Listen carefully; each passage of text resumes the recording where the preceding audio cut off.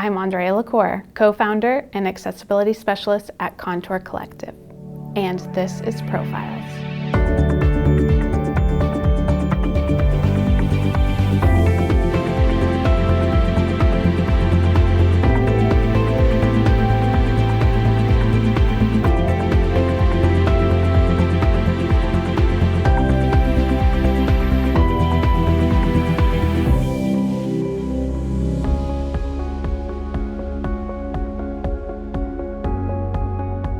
I actually wanted to be a photographer.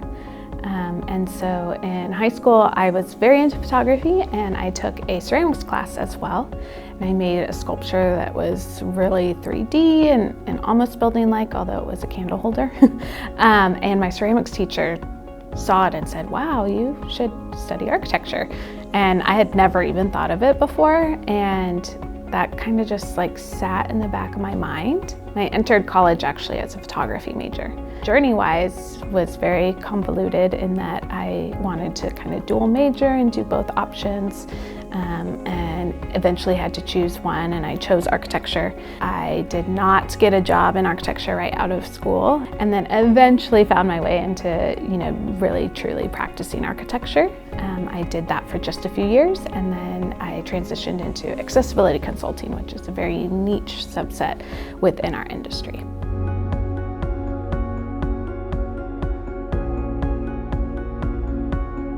I think really the biggest challenge is just owning myself and having a confidence in what I do, what I say, and that I can do it and I can succeed.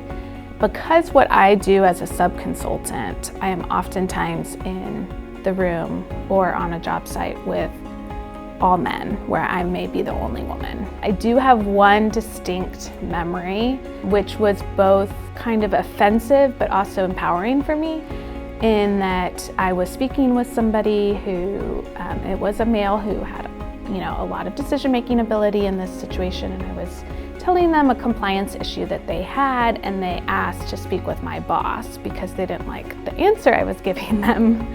And they, of course, assumed that I wasn't the boss. And so it was very empowering to be able to say, you're speaking to her, I am the boss, I am the one making this decision. And that switch that happened in me after that experience, I think it was probably 10 years ago, of just being able to own it and realize that, I am at your level. There is not something that puts me below you.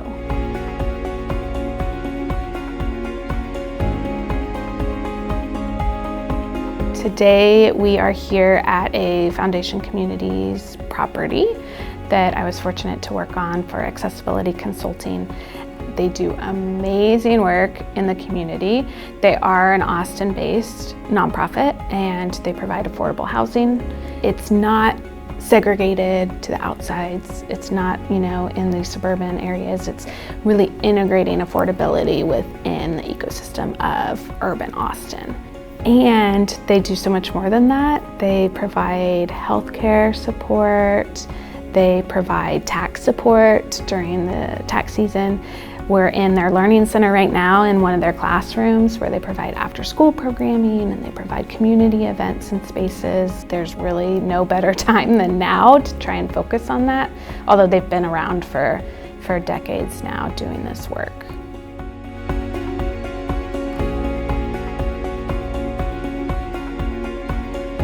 I would say to work less.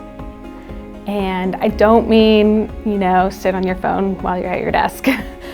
I mean, it is so easy to fall into the trap of overworking, especially in architecture and design, because there are deadlines, and as creatives, we always feel like we can improve. We can keep working on something, we can make it better. And in doing so, you end up oftentimes sacrificing some of yourself for that, and in the end you may not feel it at the beginning of your career, but it will build up over time and lead to resentment or burnout. There is a sort of well-known statistic that people on their deathbed, when they're asked what they wish they had done differently, is laugh more and work less. It's so easy to get stuck in the rut of working, and I have done it too. And I am still trying to work on this as well. But success is more than my career. It's also related to my family and to my community and serving others and being able to help raise people up who have been put down.